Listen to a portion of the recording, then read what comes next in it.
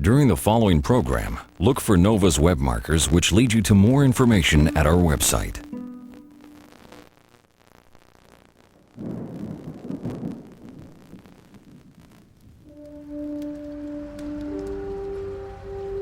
In spring 1946, an order came through to destroy all the records of what had been the Allies' most secret operation of World War II. The code-breaking unit at Bletchley Park. Everything was destroyed. There wasn't a scrap left. By mid-1940, the German army had conquered all of Western Europe. Hitler was tightening the noose around Britain. In the Atlantic, German U-boats were decimating Allied convoys, threatening to cut off Britain's only lifeline. But Churchill had a secret weapon. The strangest military establishment in the world. Crossword fanatics, chess champions, mathematicians, students and professors, Americans and British, all came here with one common aim: to unlock the secrets of the Enigma, a machine that concealed Germany's war plans in seemingly unbreakable code. If Enigma could be penetrated, everything Hitler plotted would be known in advance. At Bletchley Park, there unfolded one of the most astonishing exploits of the Second World War. Many here had never seen a code before, yet it was their job to find a way to crack Enigma. In the process, they devised ingenious code-breaking machines that were forerunners of the modern computer. But everything they did remained classified for 30 years. Tonight, NOVA reveals the secrets of the men and women who helped turn the tide of victory and shape the future.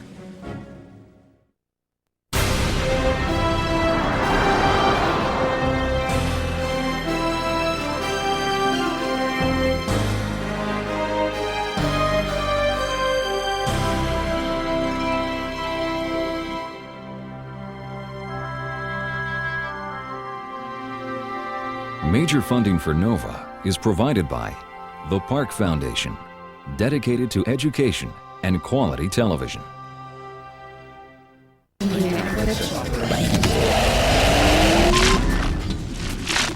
CNET, bringing the digital age into focus.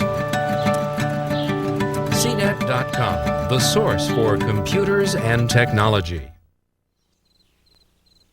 This program is funded in part by Northwestern Mutual Life, which has been protecting families and businesses for generations. Have you heard from the quiet company? Northwestern Mutual Life. And by the Corporation for Public Broadcasting, and by contributions to your PBS station from viewers like you. Thank you.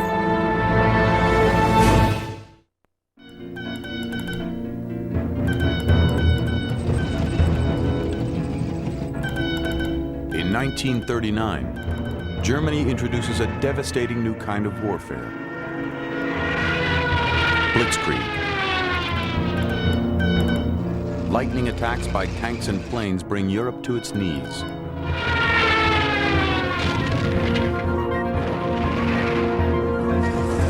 Blitzkrieg depends on surprise, demanding speedy communication. So radio is crucial to the attack plans. Every day, the skies are full of German radio signals.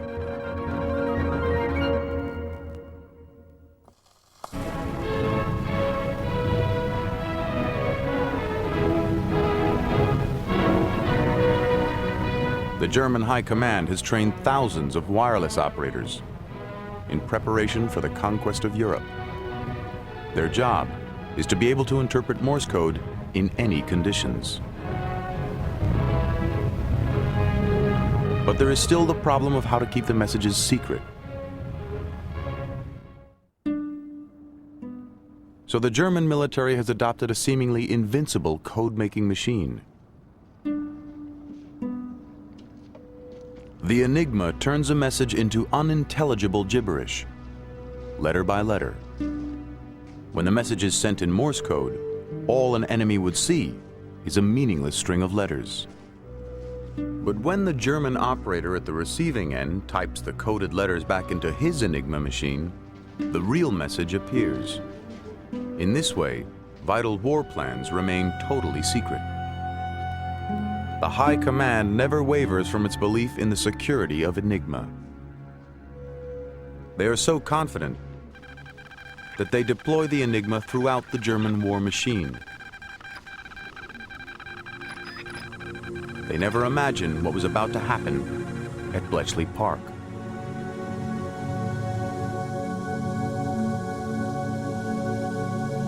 This is the machine the German High Command believed would protect their secrets. This is the Enigma.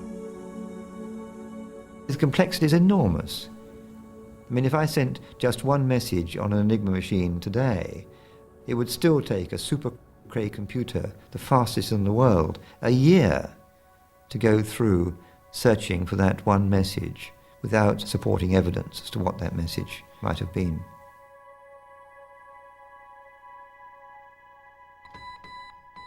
Long before the war began, the airwaves were full of coded messages as Hitler prepared for battle.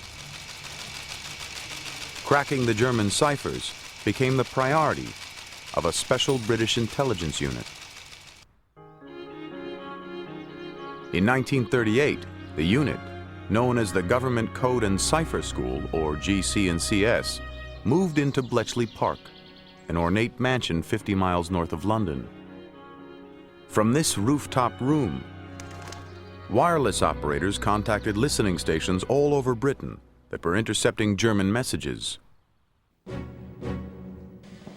Bletchley Park's code name was Station X.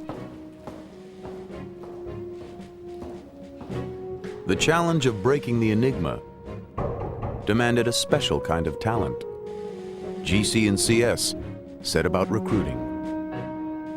The people who a few years earlier were regarded as too young and not knowing anything of importance, or not being real people, not being significant grown-up people, suddenly they were the people who held the keys to the Reich.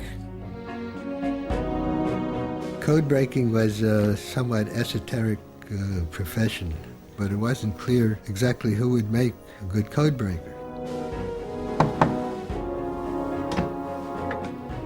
People who were recruited were asked whether they did crossword puzzles, and if they said they did and enjoyed doing them and did them well, that was generally enough to get you in. We discovered people of a whole variety of backgrounds did very well. Anthropologists, Egyptologists, paleontologists, and even an occasional lawyer turned out to have the knack.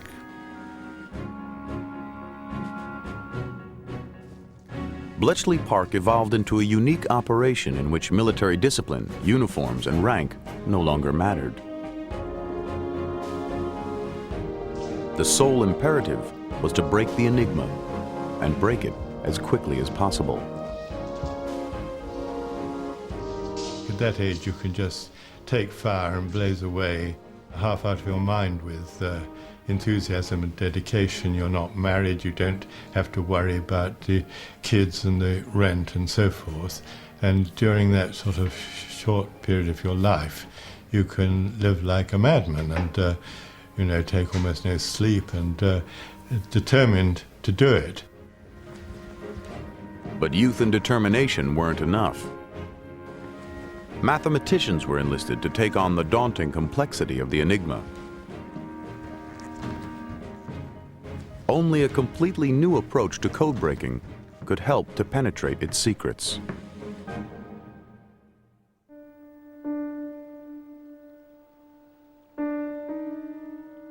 But if the work at Bletchley Park were to succeed, absolute secrecy was essential. Some of the recruits had no idea of the purpose of their work. Most of us who were among the, the hoi polloi, the lower grades, never knew what went on at Bletchley Park. The only time I realised what we were actually doing was when I was shown a code book which had just been captured and rushed to Bletchley from a captured plane. And, of course, we had no plastic envelopes or anything then. The poor thing was just given to me as it was, and I was horrified to see a huge blood stain on it. The blood round the edges was drying, but the blood in the middle was still wet, and I realised then that somewhere was this German air crew bleeding, still bleeding, while I was decoding. I was writing out in modern German their new code book. And that did bring the war very close.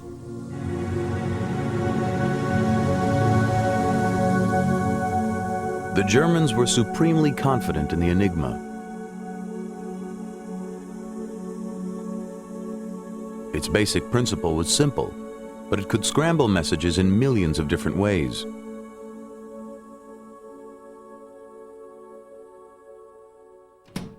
Pressing one typewriter key would light up a totally different letter.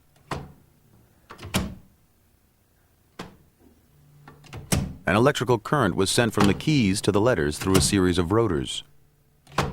Each time a key was pressed, a rotor would turn, altering the wiring and so changing the letter that was produced. The total number of ways in which the Enigma machine can be configured for any particular message is 150 million. So it was an enormous complexity, which was why the Germans thought it was completely safe. The Enigma was first developed as a commercial encryption device in the 1920s and patented in London. German banks and railways were among its first customers.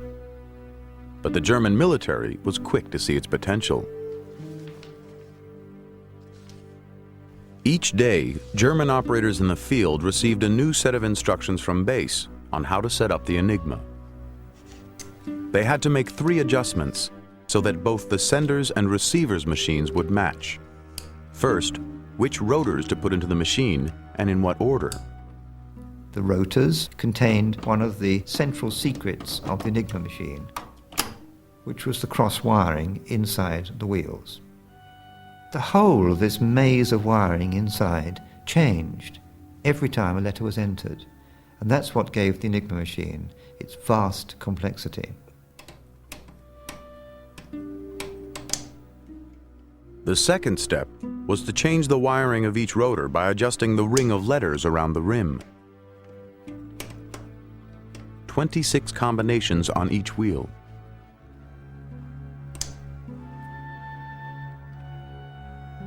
The third step was the plug board.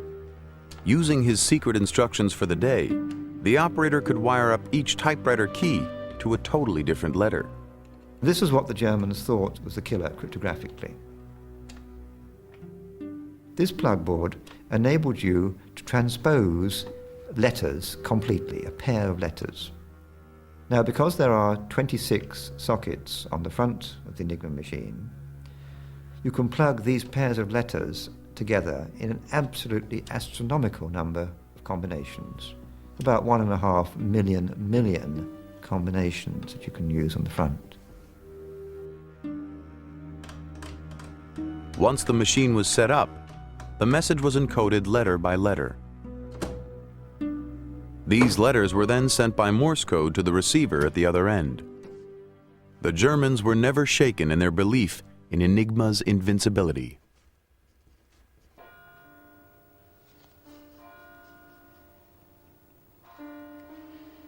At first, all the codebreakers had were meaningless groups of coded letters and endless patience. And in the first months of the war, the new recruits were getting nowhere. At the beginning of the war, there was a great difficulty because although we had intercepts which we knew were enciphered using the Enigma machine, we didn't know enough detail about the machine to be able to even begin to find any method of breaking it. Unless you've got the exact key, you just cannot get anywhere with it at all. And this is a major difference from any code systems prior to that the Enigma machine, there's no sense of nearness. You're not nearly at a solution. You've either got the solution or you haven't got the solution.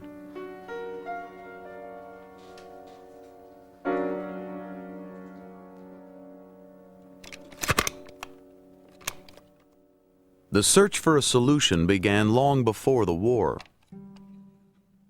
Starting in 1931 and continuing for 7 years, a hard-up German army clerk secretly obtained more than 300 documents, including the instructions and settings for the Enigma machines. He sold them to the French Secret Service. But their cryptographers showed little interest.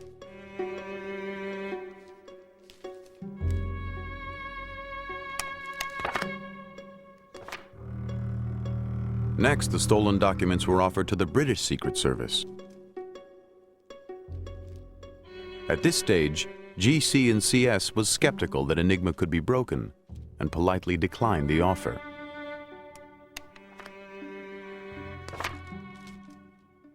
Finally, the documents went to the Poles. With Germany breathing down their necks, their response was very different. A deal was struck. With the stolen documents in hand, 3 brilliant young Polish mathematicians, Zagowski, Rozecki, and Rejewski, set to work on the Enigma. The Poles soon realized that they had to figure out how the Germans had wired the Enigma's keyboard to the first rotor. Since any typewriter key could be wired to any letter on the rotor, the number of possible wiring orders was astronomical. But if the Poles could work this out, it would be a vital first step in breaking the Enigma. Rejewski had a flash of inspiration, and he thought, what about if they'd been stupid enough to just use ABCD as the order round the rotor? And they had. All the multitude of millions and millions of ways in which they could have scrambled the connection from the keyboard to the entry point, and they'd just chosen A, B, C, D.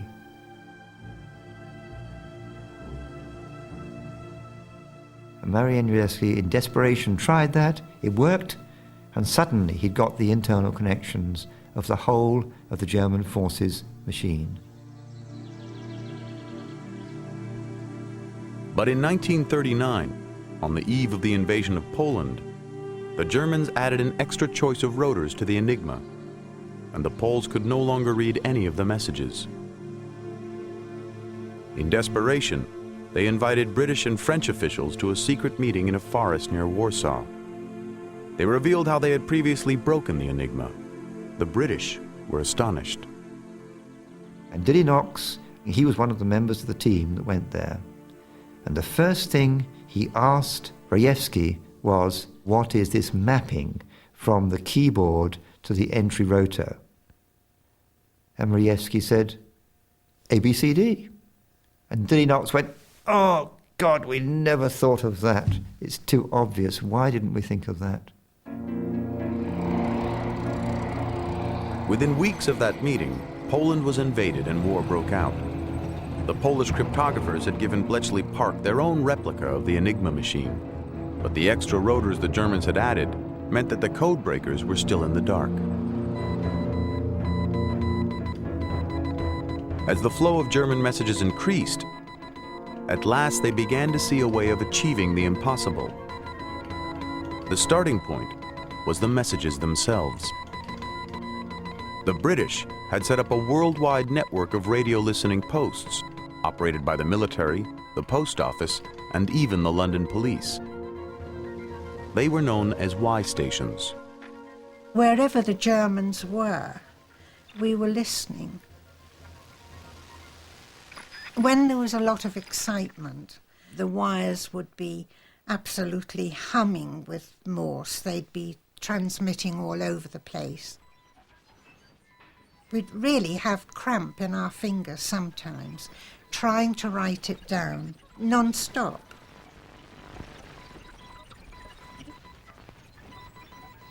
Round the clock and around the world, thousands of operators were writing down meaningless groups of coded letters, the raw material for Bletchley Park.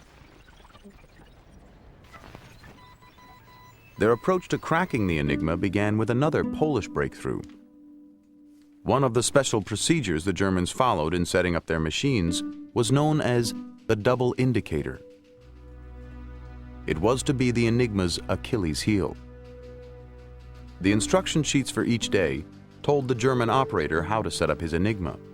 They specified the order of the rotors and the position of the ring of letters around each rotor.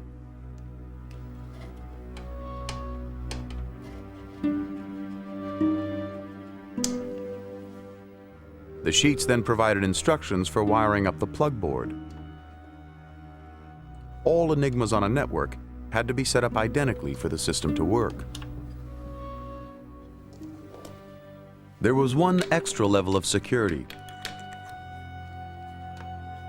If the enemy captured the instruction sheets, they would be able to read all the messages.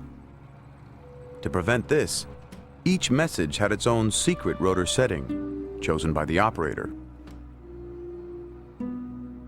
First, the operator had to pick 3 random letters.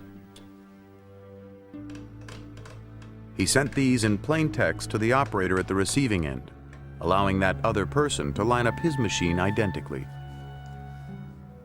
But now the operator had to be able to tell the operator at the receiving end what the actual message settings from which he was going to start enciphering the message. And that had to be conveyed to the operator at the other end, but not revealed to any interceptor. And the way that they chose to do this was to use the Enigma machine itself to conceal this message setting. So the operator encoded a second group of 3 letters as the secret message setting itself. And supposing he thought of SWJ, and when he keys in SWJ, the lamps light up ITV.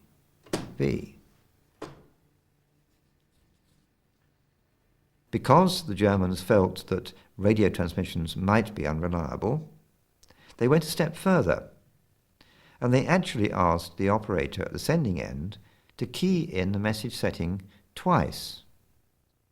So the procedure was to key in SWJ, SWJ, and to note down all 6 lamps that lit.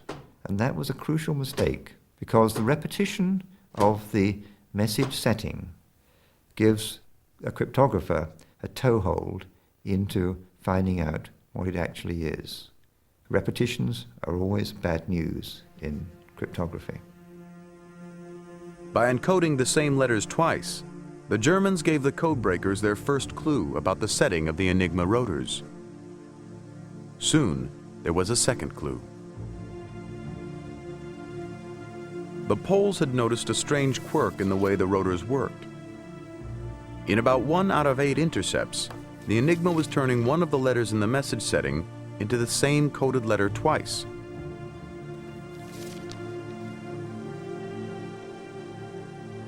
The mistake of sending the message setting twice was revealing a flaw in the machine itself. Although it was designed to produce random coded letters, there were certain situations in which the Enigma was much less random than the Germans believed. There is no such thing as a truly random sequence that can be generated by a purely deterministic machine that just cannot be.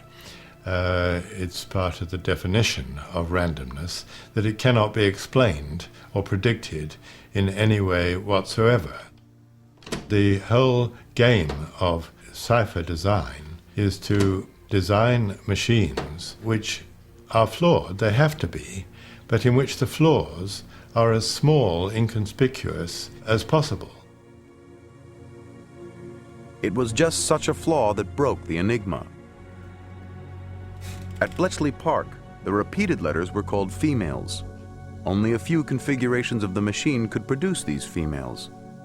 If the codebreakers now worked their way through them, they would find that day's settings.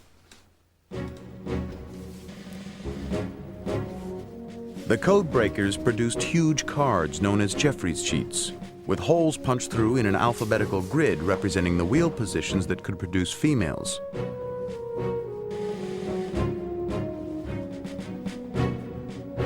By lining the sheets over each other, the codebreakers could hunt through the wheel positions to find out how the Enigma had been set up for that day. They were John Jeffreys, they were really his rather special baby. And they were on sort of cartridge weight paper, not very thick card. They got very dog-eared. And as far as I remember, they were 2 alphabets, that way and that way. It was like solving a very difficult crossword puzzle. You could actually see it happening. And the triumph when you found it worked, that was fascinating. Marvellous, absolutely marvellous. There's nothing like seeing a code breaking. That is really absolutely the tops. The one thing that was very interesting was that people were very reluctant to go home at the end of the shift. There was a certain amount of move over, that let me sit down, get on with it. People wanted to hang in there. On one occasion I was on the evening shift, but when midnight came I was stuck in a message that had gripped me so hard I worked right through till breakfast time. From 4 o'clock in the afternoon till breakfast the next day, simply because this had to get done.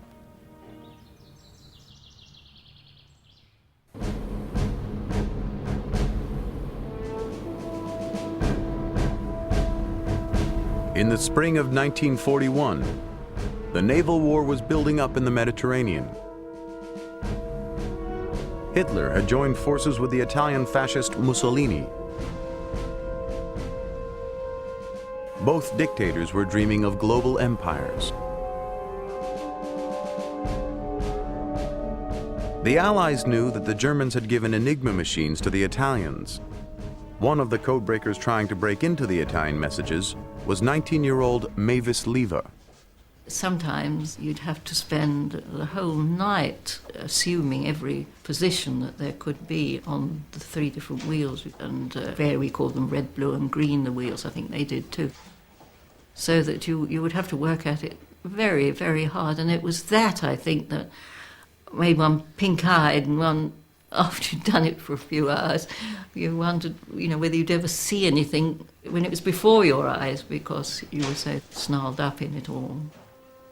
Mavis and the other codebreakers didn't know it, but they were about to make their first major impact on the war. The one that came up was real good stuff, drama. Today's the day -3, just that, nothing else.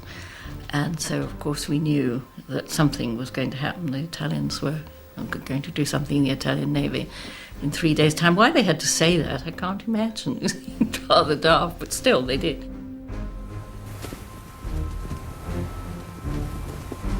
The British fleet was based in the Egyptian port of Alexandria.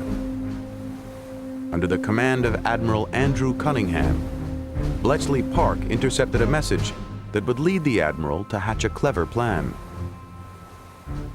Well, then a very, very large message came in, which was the battle orders, how many cruisers there were and how many submarines were to be there and where they were to be at such and such a time. Absolutely incredible that they should really spell it all out. Mavis had decoded just the message that Cunningham needed to outwit the Italians. It was 11 o'clock at night and it was pouring with rain when I ran, absolutely tore down to take it to the Italian intelligence to get it across to Cunningham. Within hours, the decoded message was on its way to Cunningham in Egypt. The Italian fleet was gathering off Cape Matapan on the Greek coast. Their plan was to attack a British convoy at midnight. Alexandria was a nest of spies. The problem for Cunningham was how to act on the message without giving his plans away.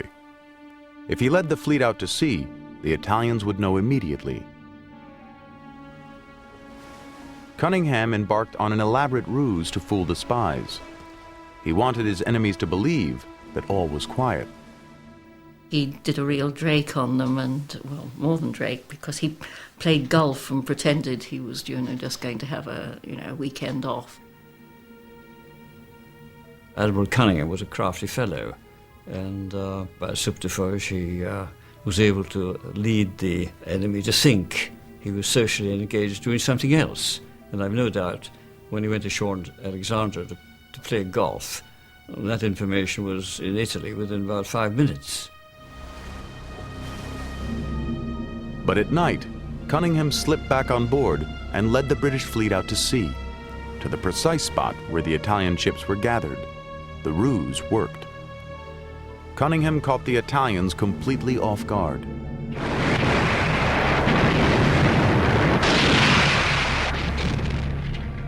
That night, the Italians lost nearly 3,000 men, the cream of their navy. It was the first major coup for Bletchley Park. The Navy does it again. Here is the British Mediterranean fleet, preparing for what proved to be the greatest naval engagement so far fought in this war. The Battle of Matapan is one more proof that Britain is the unchallenged ruler of the Mediterranean waves. The Navy were the heroes of the Battle of Matapan. Bletchley Park was, of course, never mentioned, but the codebreakers had their own reward. Then Cunningham himself came. It was the first thing he wanted to do when he came was to see the actual message that had been broken.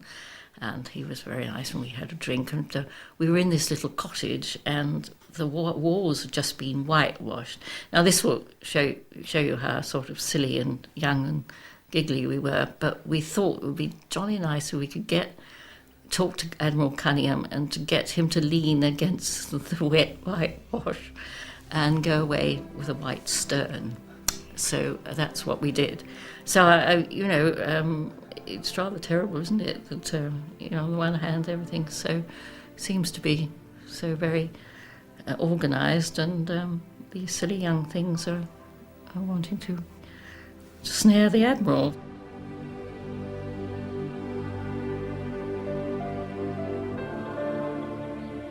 But their joy was to be short-lived. And then disaster struck. The Germans issued a decree: no more double enciphering of the message setting, just single enciphering. Catastrophe. Suddenly, the Jeffrey sheets didn't work, and so suddenly, darkness fell. Gloom descended not only on Bletchley Park, but on all British cities.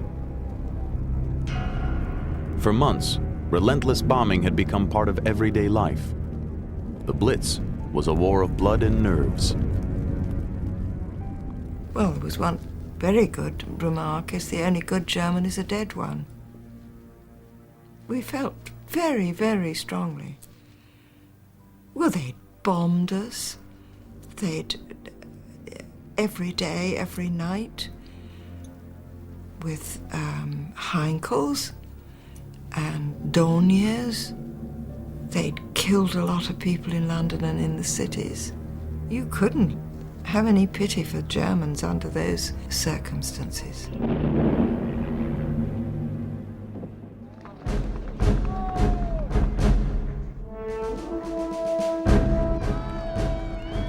What a triumph the life of these battered cities is over the worst that fire and bomb can do. During the grim months of the Blitz, Bletchley Park was one of Churchill's few glimmers of hope. Access to the enemy's innermost secrets could make the difference between victory and defeat.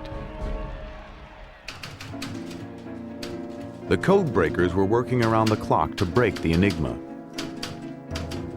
They had divided into huts to attack different parts of the German war machine. Hut 6 was now concentrating on the Air Force Enigma.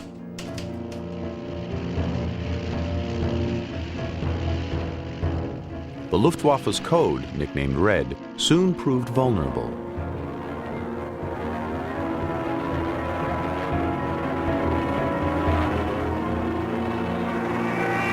Ironically, the German Air Force thought itself so technologically advanced that it was careless about security.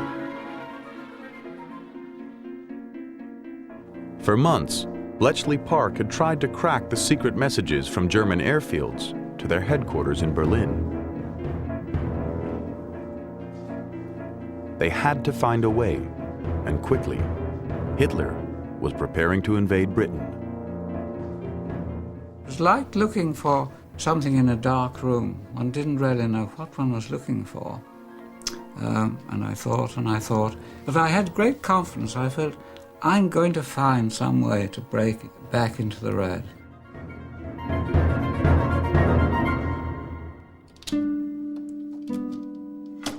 John Herrevold turned his thoughts to the Enigma operator.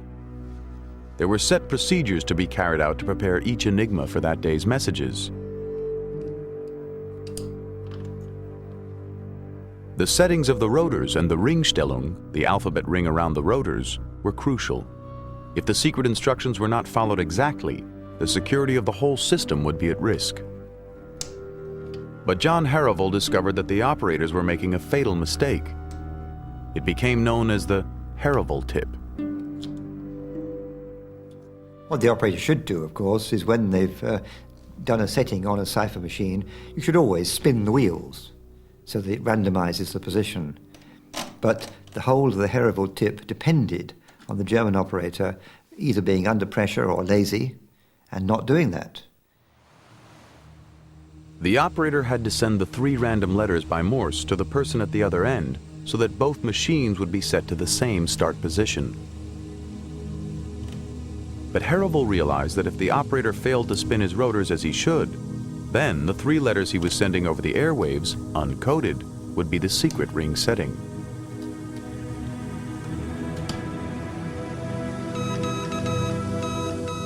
Instructions were quickly sent out to the Y stations to pay particular attention to the first messages they intercepted each day.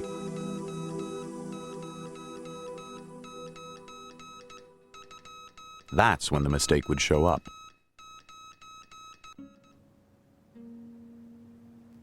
Hut 6 studied the opening letter groups of the intercepts as fast as they arrived to see if the Herrevold tip would work.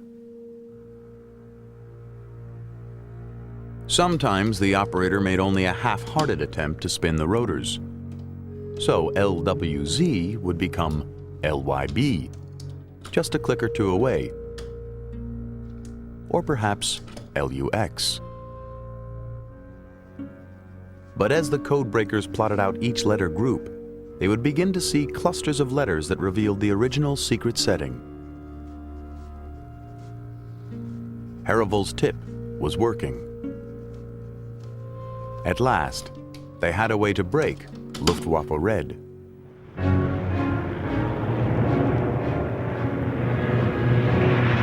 The codebreakers could now give the RAF vital information about how the Luftwaffe was organized and what it was planning, even if they didn't always know the details.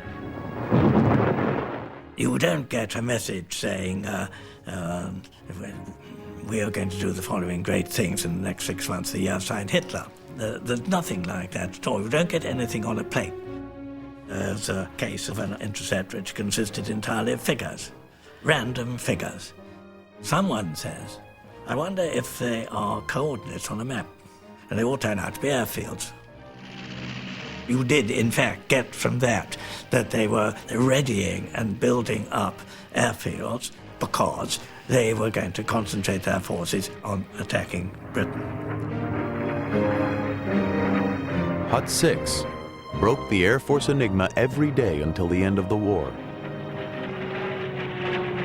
And they kept discovering new types of careless mistakes by the German operators that gave them away.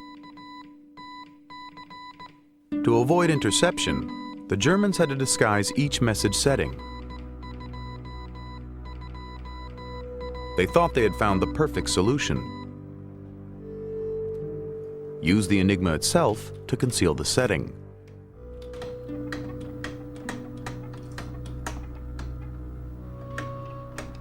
The operator had already been told to think up 3 random letters for the initial rotor setting.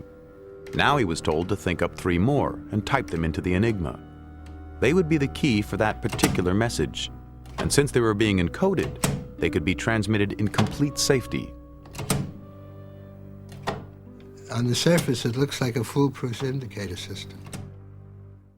The true setting of the message is hidden. However, the weakness was leaving the selection of the 3 letters to the operator at random, and human beings simply are not random.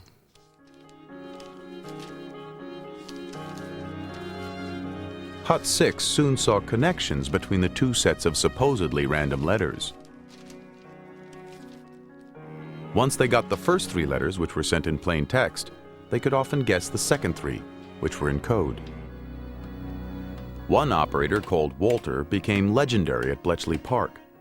Every day he would set his rotors to the first 3 letters of his name, and then type in the first 3 letters of his girlfriend's name, Clara. One wonderful one, the outside indicator was Tom, and we thought, oh, Tom. We thought that didn't work. It was Tom Mix, the American cowboy actor from the 1920s. I didn't know in Germany anybody knew who Tom Mix was. But apparently he had a following in Germany. HIT was almost invariably followed by LER. Even Hitler was helping to break the Enigma. They were given the manuals, they were told exactly what to do and how to use the machine. But part of the problem was this myth that the Enigma machine was completely unbreakable.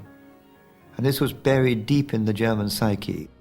So therefore they thought, well, why bother? You know, nobody can break these messages if we use these keys because they're easy. If you saw LON as the first 3, it was almost certain that DON was the second. MAD was RID. BER was LIN. In the heat of battle, you put up dirty words, and I am the world expert on dirty German words. The worst message I ever had come near me was one from the German High Command to someone in Abwehr, the German intelligence, reprimanding them for using these words because did they not know that young girls were having to decode them? And of course, the young girl at Bletchley was devastated because they went on doing it, I might say, never mind the reprimand. But it was nice to think the Germans had that side of them, that they did think that perhaps they oughtn't to use dirty words in their encodements.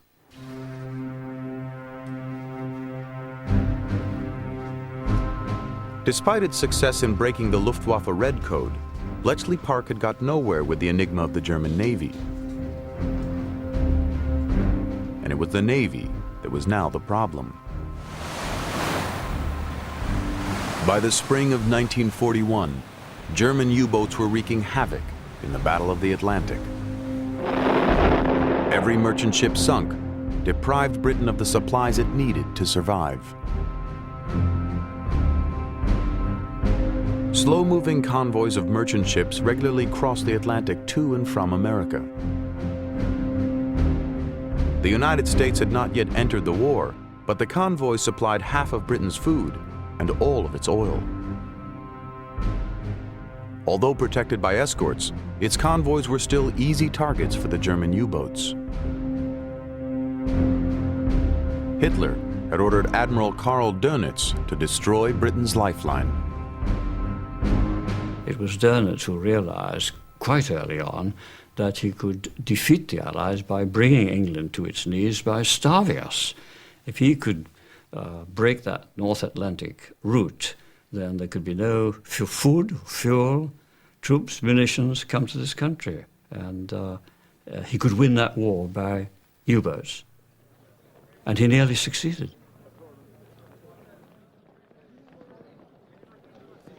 Dönitz tried to build up a kind of elite spirit, and everybody was proud to take part in that. And we were very eager to join that force. And of course, we had been brought up to adore taking risks in the National Socialist period when we were boys. So we were not really aware of the risk. Dönitz built giant fortified U-boat pens on the French coast.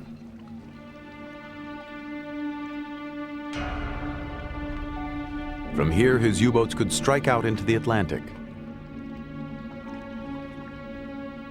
to attack the convoys. Dönitz organized his U-boats into hunting groups or wolf packs, operating along specific patrol lines. As the slow-moving convoys crossed the Atlantic, wolf packs of 30 or more U-boats would lie in wait. Almost every convoy, there would be losses. They were very crafty, these German U-boat commanders. They would anticipate our route and oft submerge in daylight just ahead of the convoy and let the convoy pass over them and torpedo right, left and center, and we wouldn't know where the attack had come from.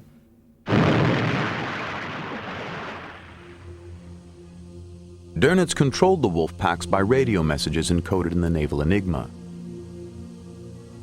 Breaking it was to be the biggest challenge faced by Bletchley Park. If they failed, the Battle of the Atlantic and the war could be lost. One mind held the key to breaking the Enigma, and it belonged to Alan Turing. Alan Turing was unique. I mean, he was a genius, and what you realize when you get to know a genius well is that there's all the difference between a very intelligent person and a genius.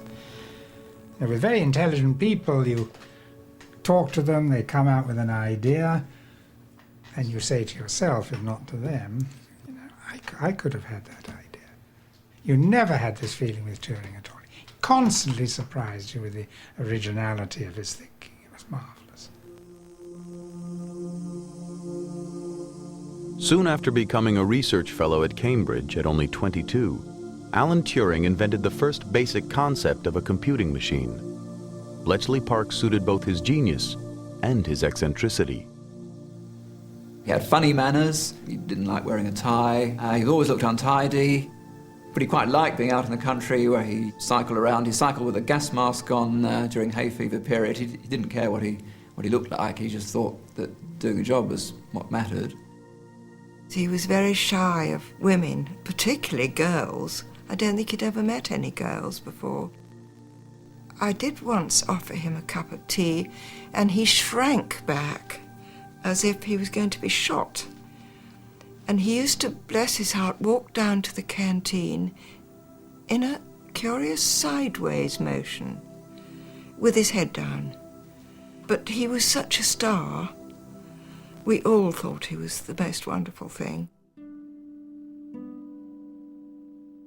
Alan Turing set himself the challenge of cracking the Enigma. In an attic room at Bletchley Park, Turing began studying the U-boat messages. All he had to go on were the scrambled letters.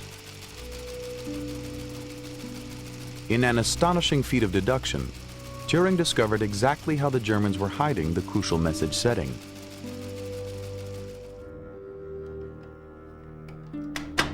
Unlike the Luftwaffe, the German Navy was leaving nothing to chance. Instead of letting the operator choose 3 letters at random for his message setting, he had to get them from a list. Although Turing had no information about the naval procedures, he managed to identify exactly how they selected their daily keys from a set of secret tables.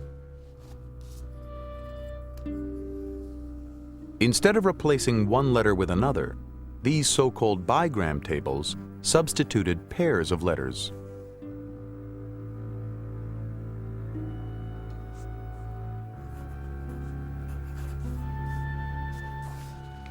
These codes were printed on rose paper in a ink that would immediately fade out if it got wet. So our orders were, in case of any difficulty, immediately to throw this material overboard or at least soak it in water so it could not be read.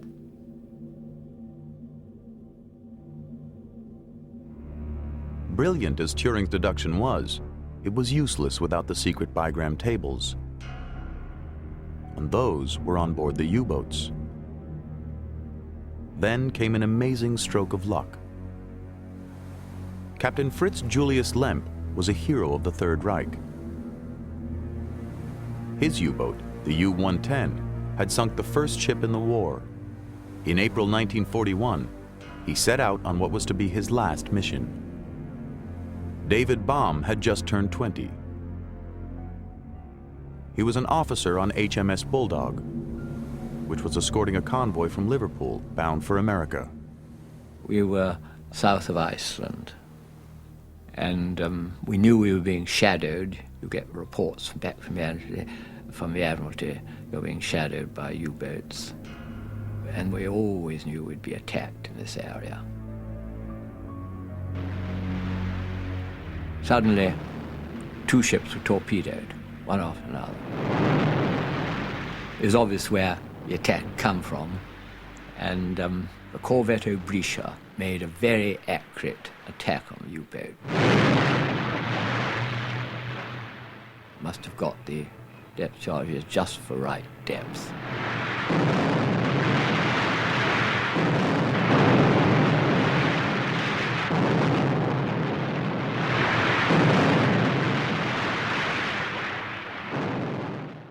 Georg Hergel was the Enigma operator on U-110. He had been with Captain Lemp throughout the war. The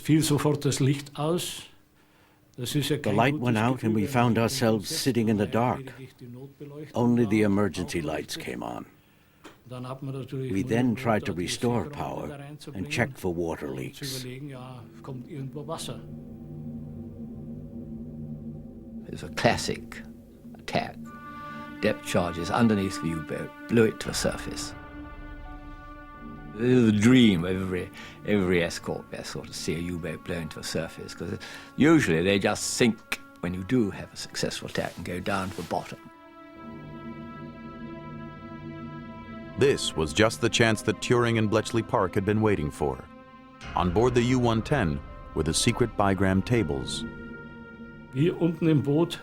Down below, we had no idea what was going on above us. But the commander on the bridge kept shouting, "Get out, get out." We asked, "What shall we do with the secret papers?" The order came back to leave everything and simply try to get out. I don't know, but we can't be blamed for following orders. You can't imagine what it was like if you weren't there. The Germans abandoned ship, leaving the codebooks behind. But Georg Hergel had one precious document he had to rescue, a book of love poems to his girlfriend. I went back down and grabbed the key to the place where the books were kept. I got my book out and tried to put it in my pocket, but it didn't fit. It was too big. So I unbuttoned my shirt and shoved it in there. It lay against my chest, and that's how I swam for half an hour.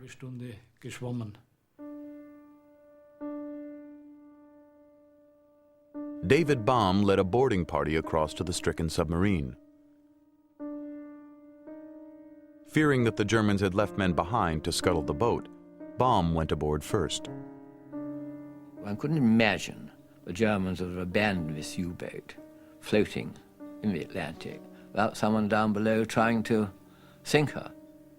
But at any rate, I got my revolver out. Secondary lighting, a dim blue lighting, was on, and I couldn't see anybody. Just a nasty hissing noise, which I didn't like the sound of. To this day, I don't know what it was. The rest of the boarding party began to search the U-boat. They had no idea what they were looking for. They did not know about the secret bigram tables. David Baum had never heard of Bletchley Park.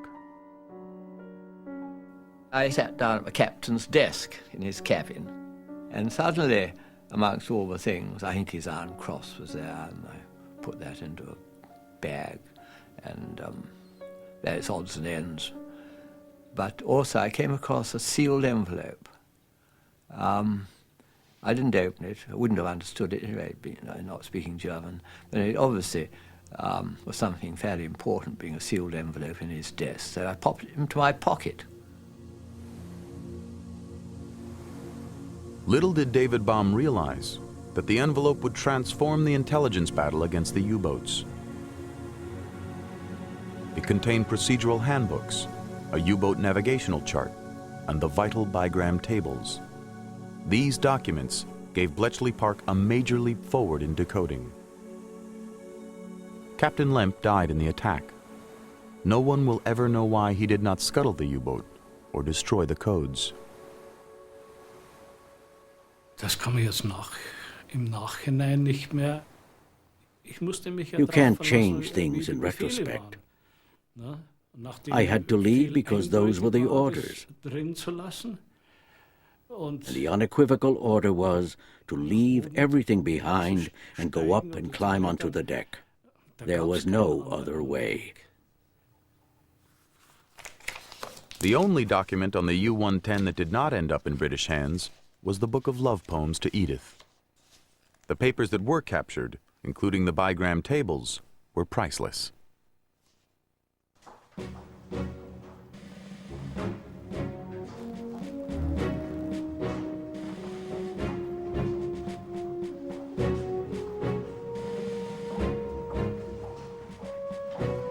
When the documents reached Bletchley Park, the codebreakers rejoiced.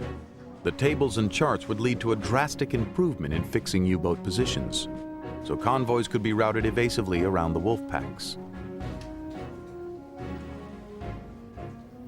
The prize were the bigram tables, and they were magnificent.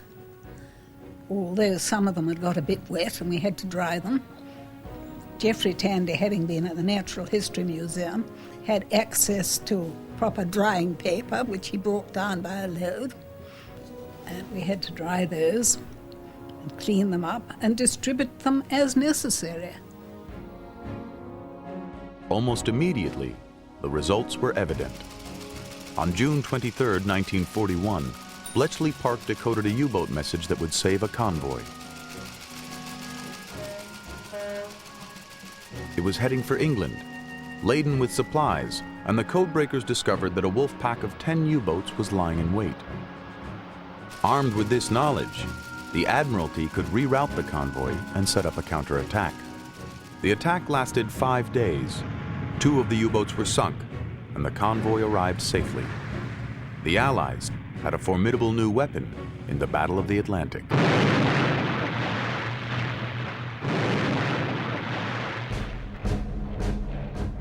But the war was far from over.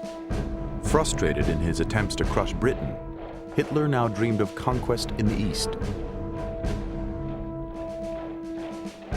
In the spring of 1941, decoded Enigma messages hinted at preparations for a massive invasion of Russia.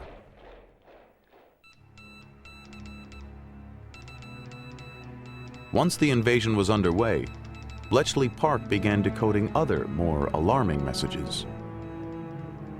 As the German troops advanced, the SS and police sent signals reporting their mass killings of Soviet Jews. Although no one anticipated the full scale of the genocide, this is now known to be the opening chapter of the Holocaust. When Churchill saw the decodes amidst other evidence, he wanted the whole country to share his outrage. Since the Mongol invasions of Europe in the 16th century, there has never been methodical, merciless butchery on such a scale. We are in the presence of a crime without a name. Churchill was taking a chance that the Germans would realize their codes had been broken, exposing the work of Bletchley Park. It was a huge gamble. In fact, the head of the order police was suspicious and ordered new restrictions on the sending of reports on the mass killings by radio.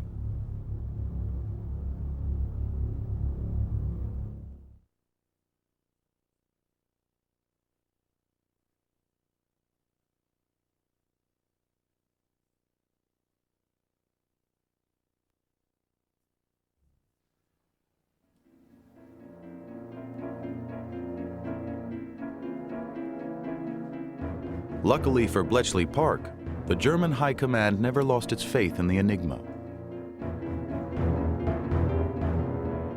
But to avoid further risk of exposure, security was tightened, and all information resulting from Bletchley Park decodes bore the top secret rating, code word Ultra.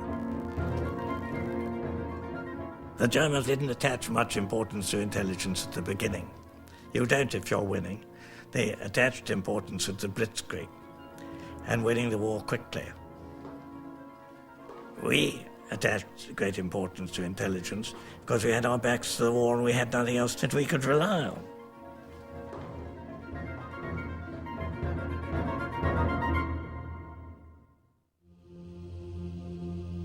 By the summer of 1941, Bletchley Park was able to crack the naval Enigma in less than 2 days, due partly to the U-boat documents and partly because they had learned to exploit a crucial weakness of the Enigma machine. When an operator typed a message on the Enigma, the machine would replace every letter with a different one. The letter typed in never came out the same. This was yet another basic flaw in the Enigma that could be exploited.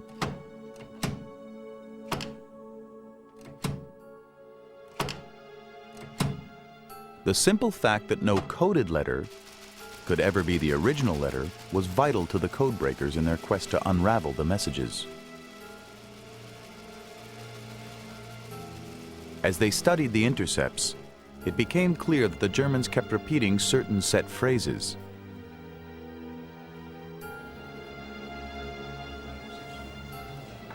It was soon possible to predict which message contained a particular phrase. Bletchley Park called these phrases cribs. I remember Nieder mit der Engländer, down with the English. And of course, Heil Hitler. Heil Hitler was enormously valuable. I mean, you should never inculcate in your military anyway the tendency to have exactly the same phrase opening every statement of a great victory. As military bureaucracy settled into routine, the Germans often sent the same message at the same time every day. There was one remarkable one which we used to use sometimes to cheer us up as a sort of college yell, because it had such a wonderful rhythm. It went as follows. Nicht anfliegbar, nicht aufgebaut, Giffro, Düsseldorf, Popham 2. And you could imagine 6 or 7 adults who had nothing better to do on the night shift, reciting this and feeling a lot better afterwards, perhaps 2 or 3 times in some cases. I mean, that message in itself was pointless. All this said was, you cannot fly from this place, no building has taken place, signed off, whatever. It would have been much better if they hadn't sent it from their point of view. It was simply the way into the code. When they suspected the presence of a set phrase, the codebreakers then searched for it in a message. Finding the correct position for the crib relied on the flaw in the Enigma.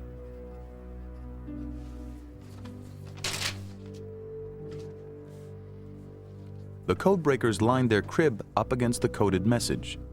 Since they knew the Enigma would never duplicate a letter in the original, if any pairs of letters did match, the phrase must be in the wrong position.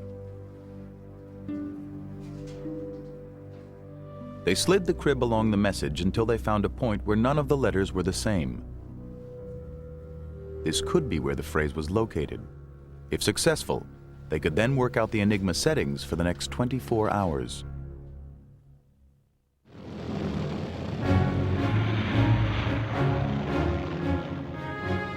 The codebreakers became so adept, they would create their own cribs. They would ask the RAF to drop mines in a specific stretch of sea. The Germans would immediately send a message giving a grid reference for the mines. The codebreakers knew the grid reference CF97 would be spelled out in the coded German message, so they used Caesar Fritz 97 as the crib to find the Enigma key. Bletchley Park called this gardening. By now, the codebreakers were not merely learning about the Enigma, but about the whole system of war communication. Could the new intelligence have an impact on an entire military campaign?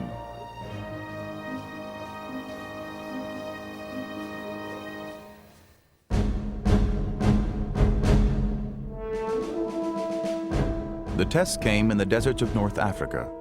A new German general was making a name for himself with his aggressive attacks on the British. Erwin Rommel. My father was what you could call a warrior.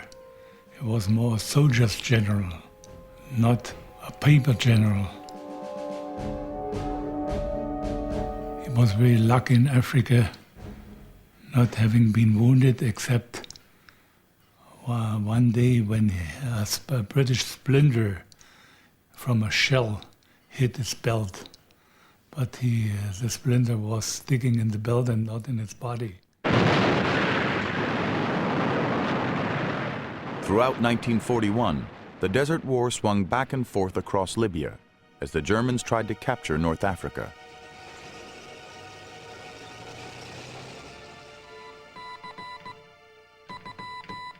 With only radio for communications, Rommel's North African campaign depended on the Enigma. My father had never an idea that the German code was broken. He could not imagine that something like this could happen. But Rommel's strategy had one major weakness. He relied totally on the Italians to bring in supplies.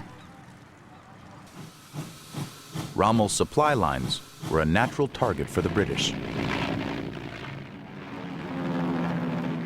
The RAF was able to attack Italian convoys crossing the Mediterranean to Rommel because the codebreakers could read both the German Luftwaffe Enigma and the Italian Special Machine cipher. I could not understand how Rommel failed to realize that we were breaking important signals. I mean, he was a superb general. He was winning, but then he started losing because his supplies were always sunk in the Mediterranean. Bletchley Park could pinpoint the location of enemy oil tankers and even know how much gasoline they were carrying. But to keep ultra safe, it had to look as though the British knew about the convoys from some other source. There was an absolutely rigid rule that we could not use ultra unless, first of all, an aircraft had been sent out to reconnoitre. Once the ultra had been proven by Germans seeing a British aeroplane looking at the convoy, then you could use it, but not until. They might very well say, I wonder how they knew it. But fortunately, they always deluded themselves by saying it must have been an Italian traitor in the Naples docks. My father ended his life with a suspicion that there was a gap in the Italian High Command through which news escaped and arrived at the British side. But in heaven he must apologize towards the Italians and say I was wrong.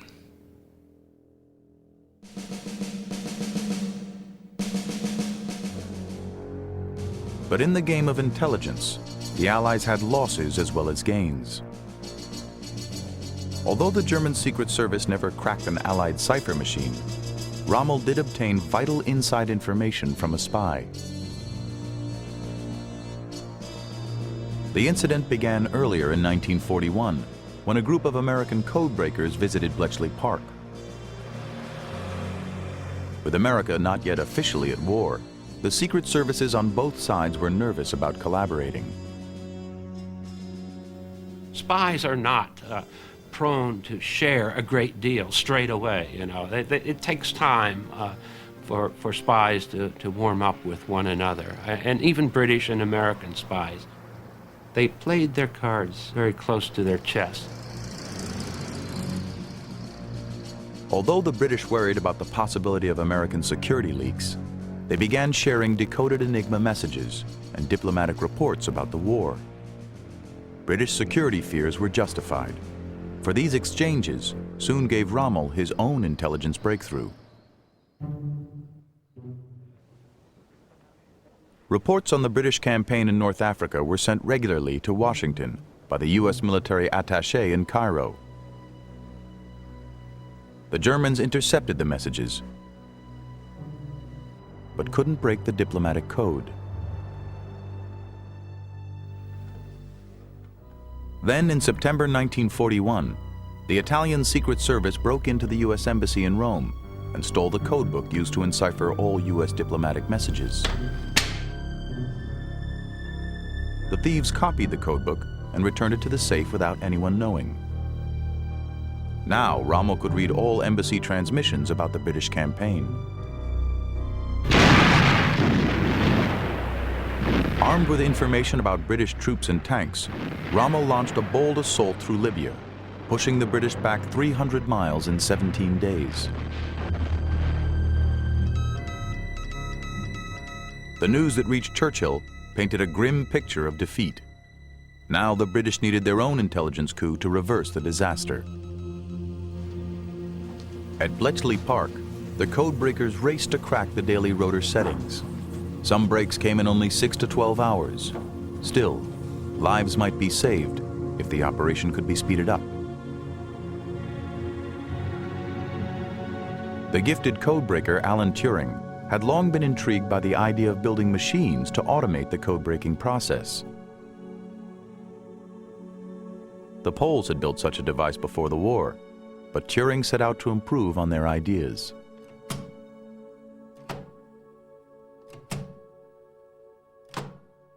Turing's goal was to build a machine that could figure out how the German operators had set up their Enigmas for that day's messages.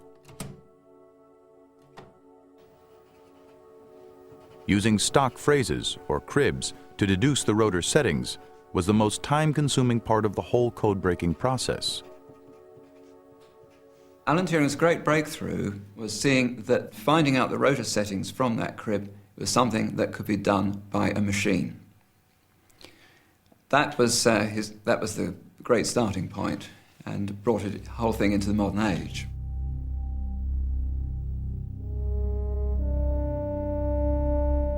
Turing's machine was vastly more powerful than the Poles' earlier device. Curiously, Bletchley Park called it the bomb, perhaps because of the ticking noise it made while operating.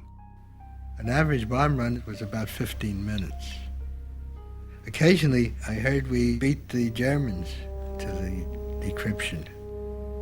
This happened when A would send B a message and B would almost immediately send back a message, a very short message which just said, "I can't read you."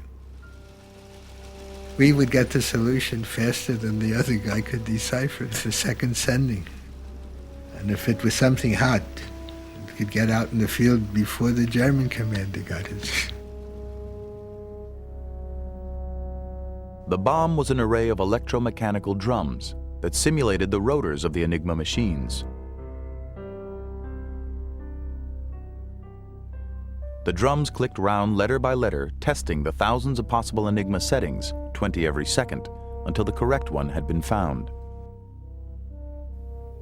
Before Turing, the perceived wisdom was, you've just got to go around searching for this one solution which will break a particular message. Turing said no. What you do is you use the mathematical technique of rejecting all things that it couldn't possibly be. So it was a very powerful search engine, but working in a negative sense in that it rejected millions and millions of possibilities very, very quickly and arrived at the correct answer. The bombs radically sped up the pace of decoding. By the end of the war, there were 200 of the devices at 6 different locations, enabling Bletchley Park to decode 90,000 messages a month. The algorithmic process, as we'd call it now, by which the crib and the ciphertext were processed on these mechanical systems, they were the most advanced, most complex processes that had ever been used in the history of the world. I can't think of anything else with its logical and statistical sophistication. It's something you should think of as years and years before its time.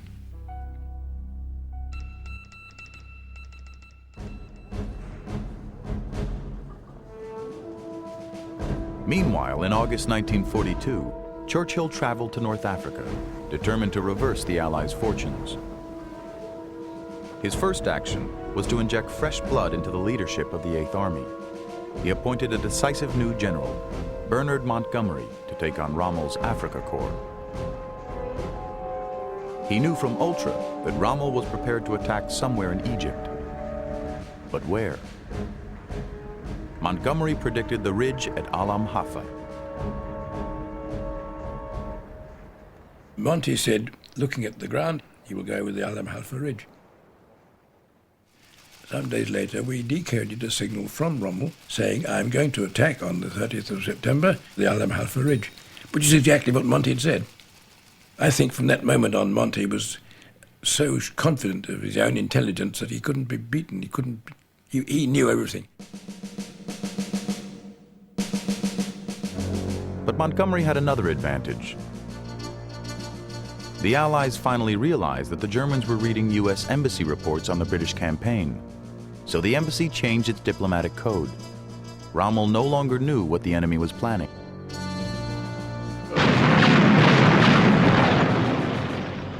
Montgomery was still receiving Ultra from Bletchley Park. Soon the German forces were under enormous pressure. But some of the decoders began to feel impatient with Montgomery. We felt that Montgomery did not trust the intelligence information that Bletchley Park was providing him with, because we believed in our own arrogant way that we were probably providing a service to the military that no other military had ever had in the history of warfare. On the 23rd of October, the British launched its attack at El Alamein. Our mandate from the Prime Minister is to destroy the Axis forces in North Africa. We are going to finish with this chap Rommel once and for all. British intercept stations logged over 300 messages a day in the battle that followed. Bletchley Park knew Rommel's plans, his forces, and his losses. For the first time in the war, an army moved into battle with precise advanced knowledge of the enemy. Ultra told Montgomery of Rommel's critical shortages of fuel and tanks. On the evening of the 2nd of November, Rommel signaled Hitler for permission to retreat. Alamein was marvelous because you had these desperate messages from Rommel saying, Panzer Army is exhausted, we've enough petrol for 50 kilometers, ammunition is contemptible, and so on.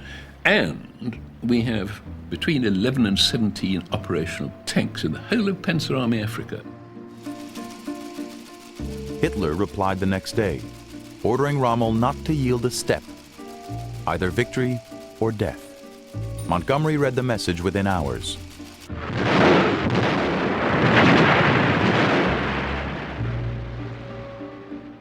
At El Alamein, Montgomery's superior forces crushed Rommel. Yet he decided not to pursue the remnants of the retreating German army. We told Monty over and over again how few tanks Rommel had got. So Monty could have wiped Rommel off the face of the earth. Why he didn't do so, why he didn't wipe it off the face of the earth, I simply do not know. Nobody else knows. Why was the Hut 3 information not used? It was so full. I mean, that was our exasperation. We were giving Monty every conceivable information about the state of Rommel's troops, the number of operational tanks, which is terribly crucial. I mean, you know, enough, about as many tanks could be parked on the lawn at the back of this house. And in desert warfare, no tanks and you're finished. This is the BBC Home and Forces programme. Here's some excellent news which has come during the past hour from GHQ Cairo. It says the Axis forces in the Western Desert, after 12 days and nights of ceaseless attacks by our land and air forces, are now in full retreat.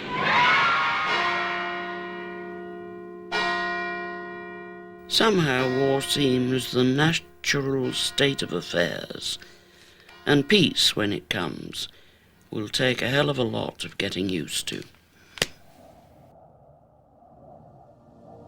At the time of El Alamein, the U.S. had been at war with Germany for nearly a year. Even before Pearl Harbor, the British Admiralty had been passing decoded U-boat messages to the American Navy.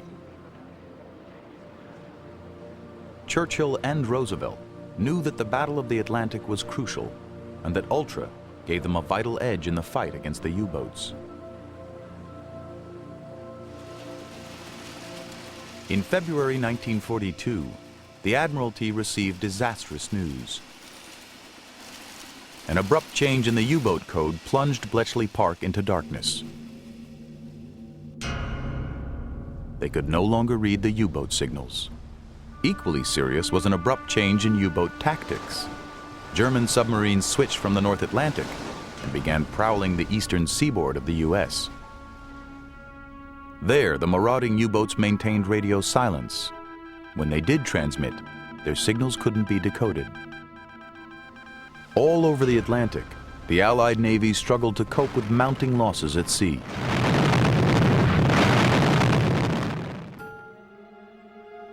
As the crisis deepened, the naval Enigma team at Bletchley Park worked round the clock to crack the new code, which they called Shark. Since none of the old code-breaking tricks would work, it was obvious that Dönitz had somehow drastically changed the Enigma.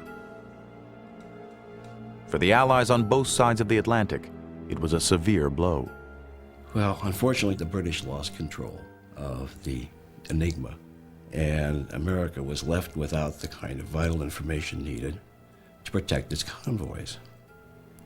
There were an awful lot of protests, and England was very hesitant to tell us that they had lost control of the code. Before the blackout, the Admiralty's submarine tracking room had been able to pinpoint U-boats with the help of the navigational positions radioed between Dönitz and his crews. Now all they had were rough directional fixes on the signals themselves. Toward the end of 1942, the Allies were losing ships at over 4 times the rate before the blackout.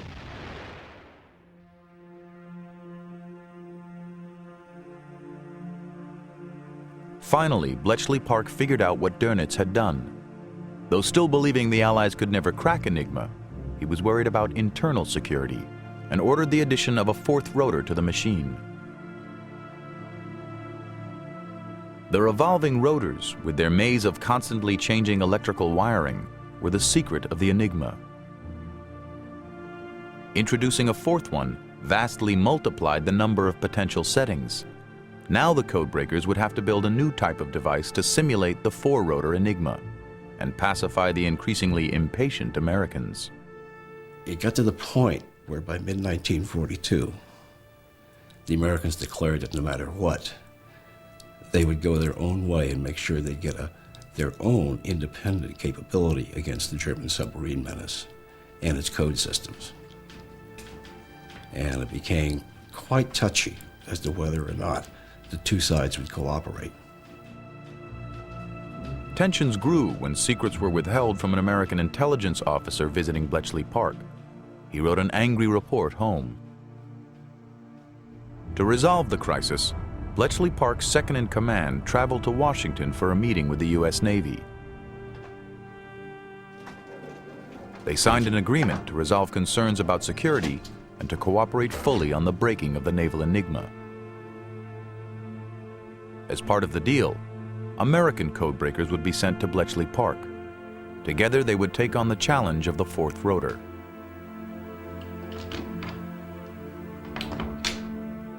What I think bothered us most was the destruction of the merchant shipping and the destruction of the naval ships. and knowing that if only we could break this wretched code, we could save so many lives and sink so many U-boats. The first chance to get back into the naval Enigma came when a fresh set of captured U-boat code tables arrived at Bletchley Park, enabling the codebreakers to uncover a critical weakness in the four-rotor system.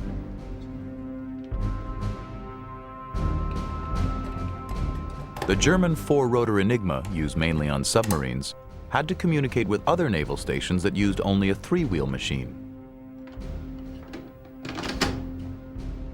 To solve the problem, the fourth rotor could be set in a special position that allowed the machine to simulate an old-fashioned three-rotor Enigma.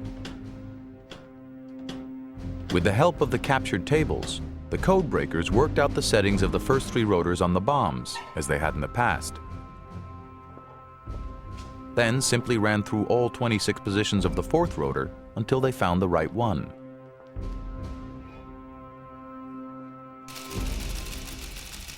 Soon the daily settings were on their way to the Admiralty and America. After 10 months in the cold, Bletchley Park was back.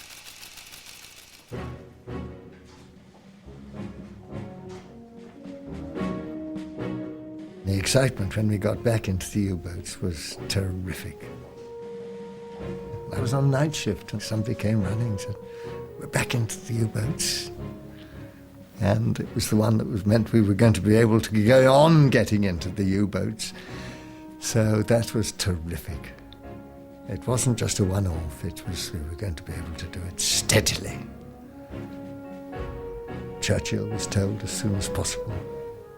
It was a great moment.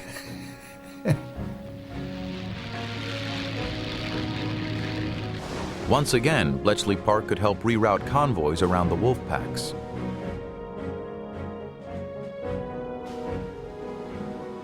Airborne radar and improved escort support helped assure victory in the Battle of the Atlantic.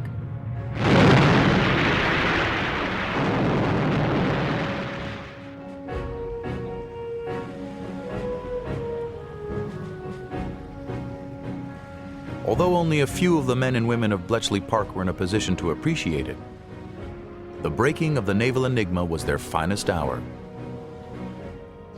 By the spring of 1943, they were decoding dozens of messages a day. And cooperation with the Americans was taken to a new level.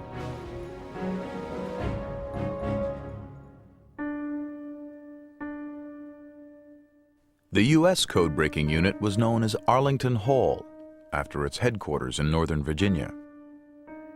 After the war, it would become the National Security Agency, or NSA. Here, the first American officers were selected to join the codebreakers at Bletchley Park. I remember vividly, a group of us were convened in a room there, and the moment we came in, they were told, "What you're going to hear today is something you will not discuss, and it means that you will never be put where you can be captured by the enemy." And I was picked to be the commanding officer of that outfit, and that's how I got to Bletchley Park. During their voyage to England, the officers were ordered to tell a bizarre cover story, that they were messenger pigeon experts in the Signal Corps. This aroused the suspicions of an officer who was checking their identity. They asked us whether we'd had the Army General Classification test. They said they couldn't find our scores on our records. They said, "Would you mind taking the test?" And we said, "No, we don't mind." There were 5 of us. And so we took the test, and this sergeant graded them, and he came running out. He says, "Holy mackerel, what scores? You guys ought to be in intelligence."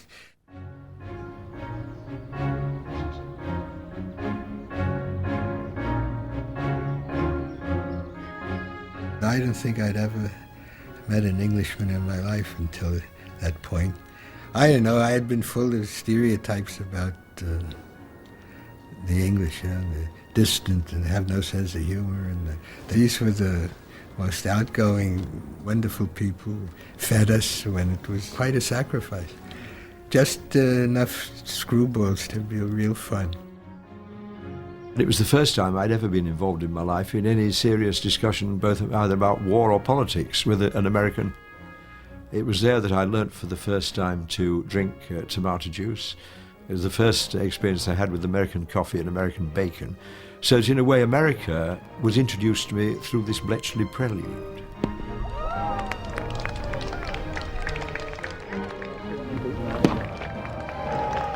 The Americans quickly settled into life at Bletchley Park. The only serious dispute arose when the British challenged the Americans to a game of rounders, the British version of baseball. We said, of course, we were delighted, you know, our honored allies. So the Americans came and we showed them how they could play with it. They said, what, no baseball bat? We said, no, we would just use this broom handle. So they said, fine. We played, it was a lovely day, we all played well. And at the end of the game, we all sort of clapped each other on the back, and the Americans said, well, we're sorry we beat you. And the British captain said, I'm sorry we beat you. And that was a little bit of an incident, because the Americans said they thought they'd won, and we said we knew we'd won. And they said, well, what rules do you play by? And we said, our rules. As the Americans adapted to their new life, their colleagues told them about a mysterious and daunting code-breaking problem.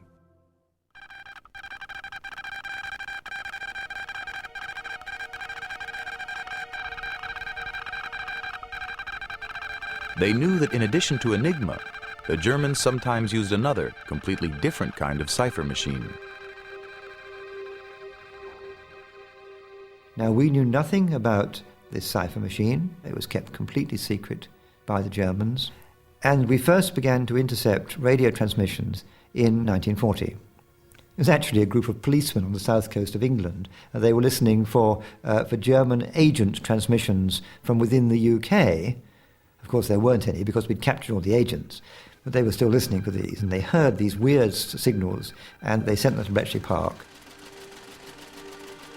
At first, the decoders puzzled over the origin of the strange signals. Hitler had demanded a cipher machine for the German High Command that was faster and even more secure than the Enigma.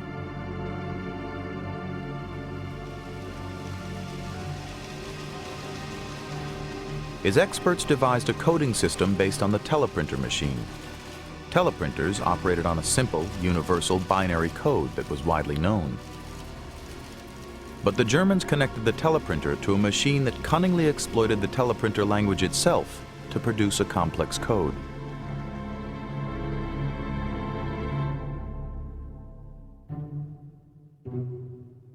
The secret German coding machine was called the Lorenz. To scramble a message, the Lorenz used 12 rotors, not just the 3 or 4 of the Enigma.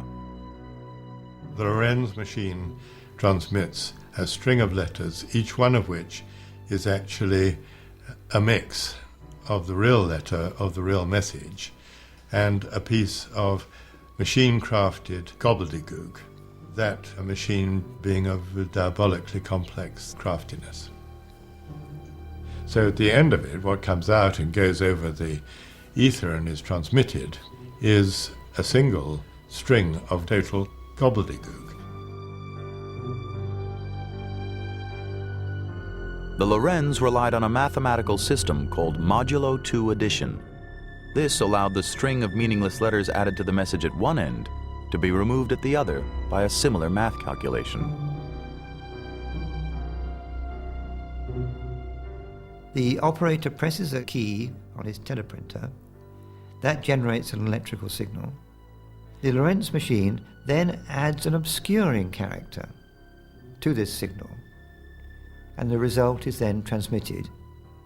At the other end of the link, another Lorenz machine set to exactly the same configuration regenerates exactly the same obscuring character, adds it back to the ciphertext, and by the magic of modulo 2 arithmetic, they cancel out and leave you with the plain text. The security of the Lorenz depended on the fact that it was adding a string of random letters to hide the real message. But because it's a machine, it can't generate a completely random set of letters. It's what's known as pseudo-random. Unfortunately for Germans, it was more pseudo than random, and that's how it was broken.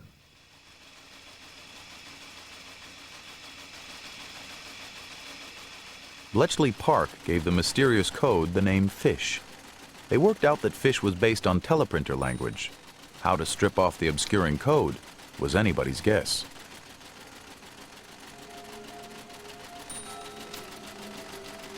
But on the 30th of August, 1941, a lazy German operator gave the whole game away. When he got to the end of keying in this nearly 4,000 character message by hand, the operator receiving end sent back in German the equivalent of, "Didn't get that, send it again." And then, like idiots, they both put their Lorentz cipher machines back to the same start position. And then he began to key this long message again. When the operator began to encode the same message a second time, he grew impatient and abbreviated parts of it. The resulting slight changes enabled the code breakers to strip off the random letters that were cloaking the message.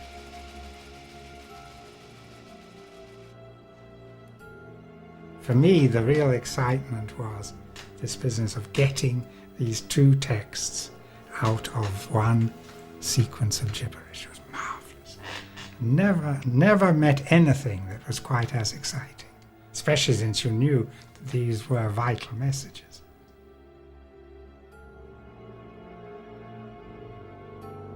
Now that they had decoded the message, could they use it to figure out exactly how the Lorentz machine worked? For the next 2 months, the code breakers hunted laboriously for patterns in the endless strings of obscuring letters. Eventually, they were able to reconstruct the precise mechanics of the Lorentz, a machine they had never seen. They even built their own replica. Since it was used to crack the mysterious fish code, they called the replica Tunny, after a fish in the tuna family. Once the Lorentz settings were found, Tunny could turn the messages into plain German. Despite the advances in understanding fish, it still took at least a month to decode a single message, and by then the information was generally useless. It was a curious life. It involved mental gymnastics, and it could be very wearing, particularly if you didn't succeed. I mean, you could spend nights in which you got nowhere at all. You didn't get a single break. You just played around through this bleak, long night with total frustration. And your brain felt literally raw. Your psyche, or whatever it is, felt frustrated, but your brain almost literally felt raw at the end of it. But the whole process was about to be speeded up.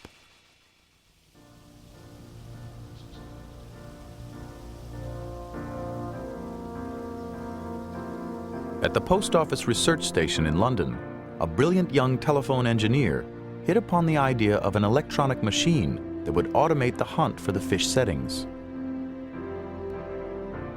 The machine would be nothing less than the world's first programmable computer.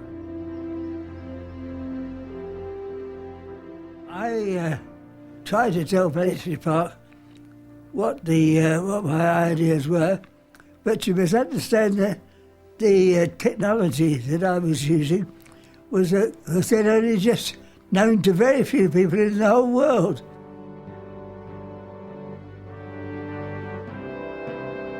Though the code breakers were skeptical, Flowers was convinced the answer lay in vacuum tubes, hundreds of them. Tommy Flowers started in March 1943 with a blank sheet of paper, never been done before. I mean, Flowers was thinking of a machine with 1,500 valves in it. The biggest machine ever at that time had 150 valves in it, so this was an enormous leap into the dark. But Flowers was convinced he could make it work, and nobody else was, but he was. And so he started, more or less off his own bat.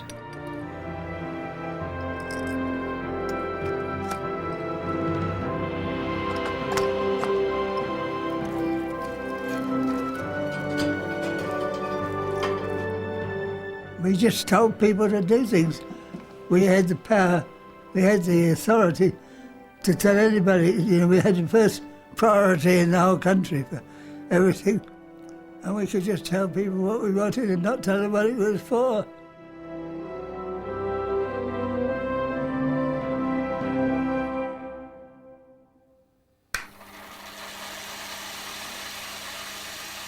Over Christmas 1943, Tommy Flowers installed the world's first programmable computer at Bletchley Park. Eventually, 10 more were built, all dedicated to analyzing the secret messages of the German High Command. They were given the name Colossus. Colossus could read a coded message at high speed and then search for the settings of the Lorenz code wheels. It could accomplish this in minutes instead of a month. Tommy Flowers realized that it was possible to read paper tape optically at very high speed, and this is going at 5,000 characters a second, 30 miles an hour that tape goes through there.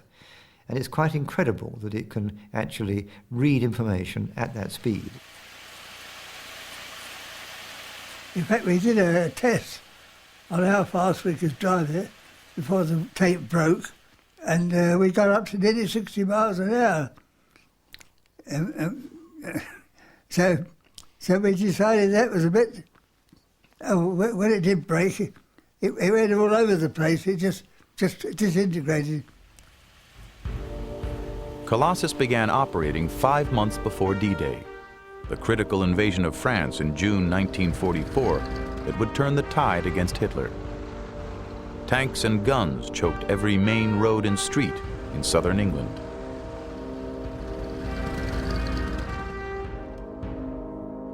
The Allies prepared an elaborate deception. They set out to trick the Germans into thinking that the attack on Normandy was simply a diversion. Double agents in Britain relayed the false information to Berlin. But only the codebreakers could tell if the deception was working. The Germans were deceived for a very long time, far more than we expected and far more successfully. But we also got a bonus, if you like. That is, we knew they were deceived.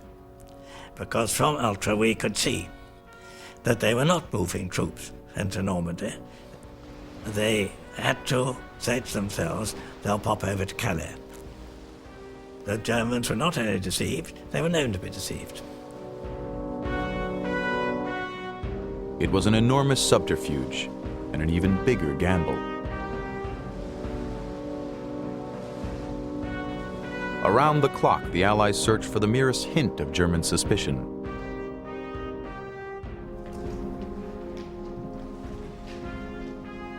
The invasion was poised to strike, but then a vital message was decoded at Bletchley Park. Just before D-Day, Marshal Rommel, the Desert Fox, was appointed Inspector General of the Western Defenses, and he sent this enormously long message, very detailed description of the Western defenses, where each unit was located and what equipment they had. It was 70,000 letters, which was read. When Bletchley Park decoded Rommel's message, it contained alarming news. German tanks were massing at the exact spot where American troops were about to parachute into Normandy. They were going to drop one of the airborne divisions right on top of a German tank division. They would have been massacred. They changed it. It was June 4th, 1944. Reassured by the codebreakers that all was well, the massive army began to move forward.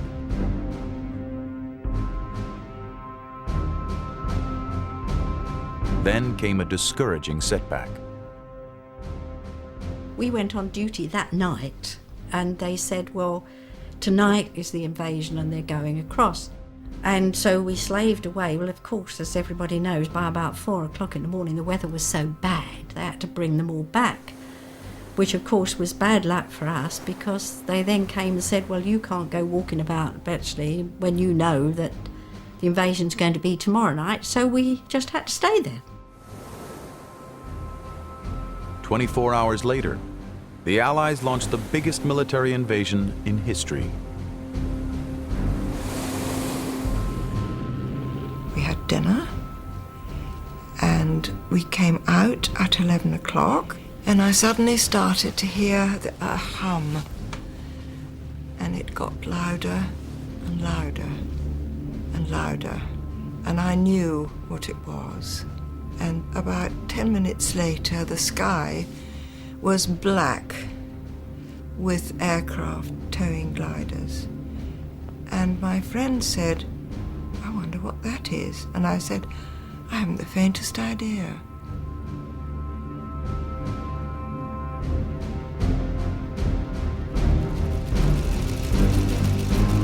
And about 3 o'clock, I think it was, suddenly there was a real rustle. And very shortly the word spread that there had been German traffic saying that paratroopers were dropping all over the place. So we knew this was it. The decoded messages showed that the deception had worked. Hitler's troops were split between Normandy and Calais and were unable to counter the onslaught. Over half the German forces had remained in the northeast, awaiting an attack that never came.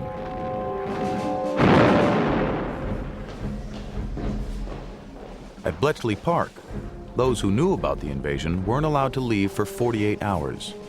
Even now, nobody was taking any chances. We staggered out, feeling rather the worse for wear, but knew it was then general knowledge, and went home. And my lady I was billeted on said to me, "Where the bloody hell have you been?" And I said, "Well, I've been working." She said, "Well, you've missed all the fun." And I said, "What fun?" And she said, "Well, there was the invasion. It's been on the radio," because no television. "It's been on the radio." I said, "Oh, lovely, you know." And went to bed. Tuesday, 6th of June, 1944. Invasion began.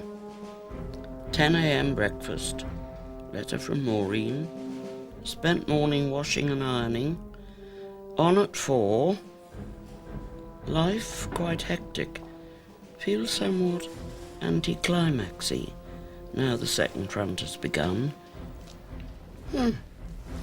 Not a bad day, really.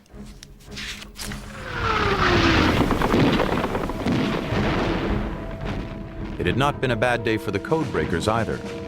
They had accurately foretold the position of all but 2 of the 62 German divisions. Enigma and Lorenz messages were read throughout the D-Day operation. By the end of the war, they had handled at least 63 million characters of high-level code between Hitler and his generals. In the months that followed, Bletchley Park would continue to chronicle the disintegration of Nazi Germany, right until the end of the war. Finally, at the cost of at least 50 million lives, the Second World War came to an end.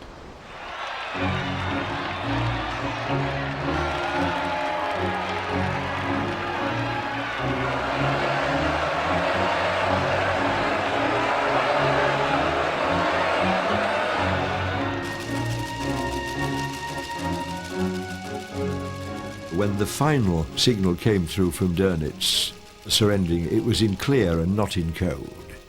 And that was extremely interesting because you felt the war was then really over. When messages did begin to come through in clear, then all the secrets of the war really were beginning to fade into history already.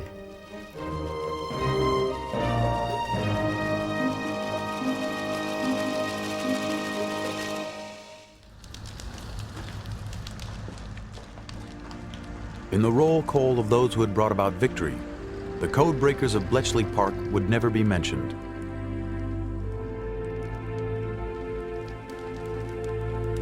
The operations there were to stay a secret for the next 30 years. 8 of the 10 Colossus machines were destroyed. The remaining 2 were moved to British Secret Service headquarters, where they may have played a significant part in the code-breaking operations of the Cold War.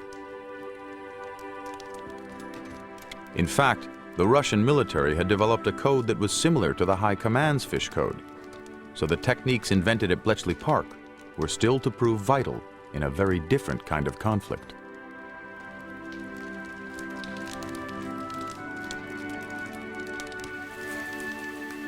In 1960, the order finally came to destroy the last two Colossus machines.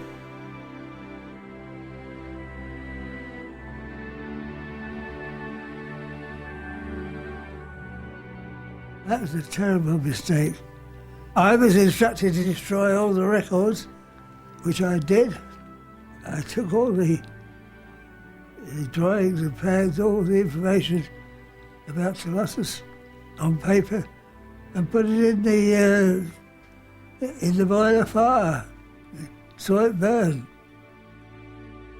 Tommy Flowers returned to the post office and was forgotten. In all the secrecy, Colossus never received recognition as the world's first programmable computer. Instead, that honor was to go to the American ENIAC. As for the code breakers, they all dispersed, some back to universities and others into the fledgling computer industry. A few stayed on in the British Secret Service, while some of the Americans returned to Arlington Hall. The most innovative thinker of all, the man whose inventiveness had been at the center of Bletchley Park's success, died tragically. In 1954, Alan Turing took his own life after being persecuted as a security risk because he was gay. Alan Turing is one of the figures of the century. The world of computing and now the world of the internet stems from Alan Turing's fundamental ideas. There were other great men in Bletchley Park, but in the long, long haul of history, I think Turing's name will probably be the number one in terms of consequence for mankind.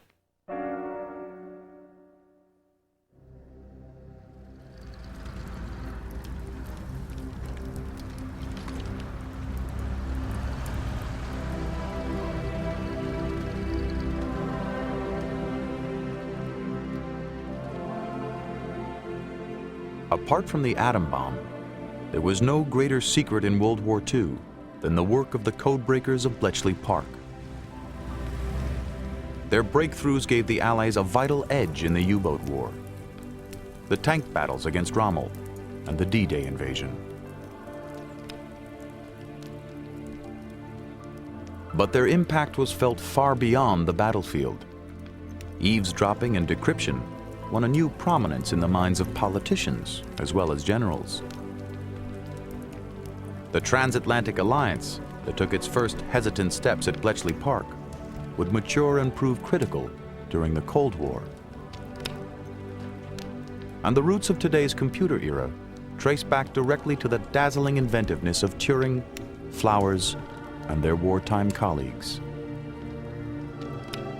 In the end, though, Bletchley Park's greatest achievement lay not in broken ciphers, but in the hundreds of thousands, perhaps millions, of lives it saved.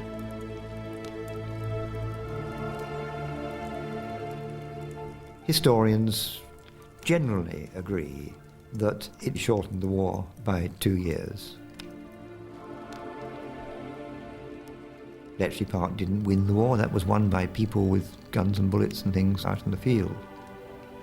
But I think Bletchley Park is a great exemplar, particularly to the younger generation now, of brains over bullets. You can defeat an enemy intellectually, and that was shown here.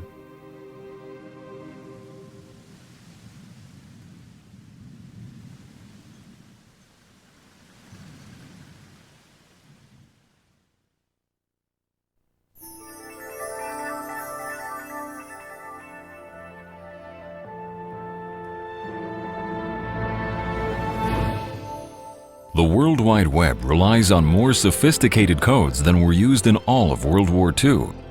On NOVA's website, find out how cryptography affects you today more than you may think.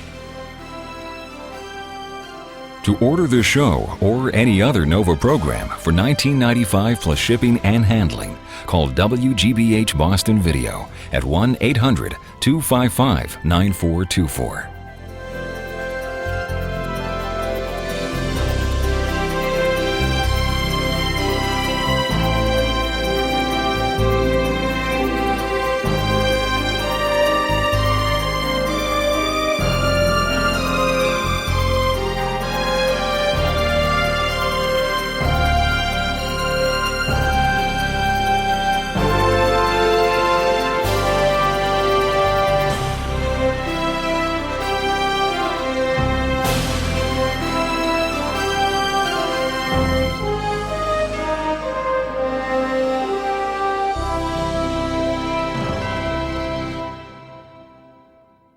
Nova is a production of WGBH Boston.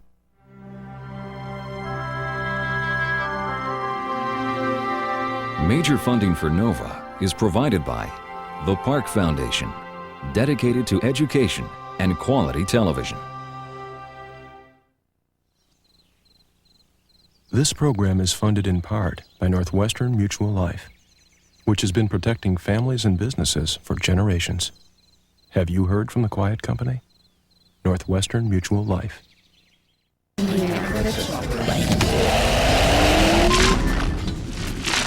CNET, bringing the digital age into focus. CNET.com, the source for computers and technology. And by the Corporation for Public Broadcasting, and by contributions to your PBS station from viewers like you. Thank you.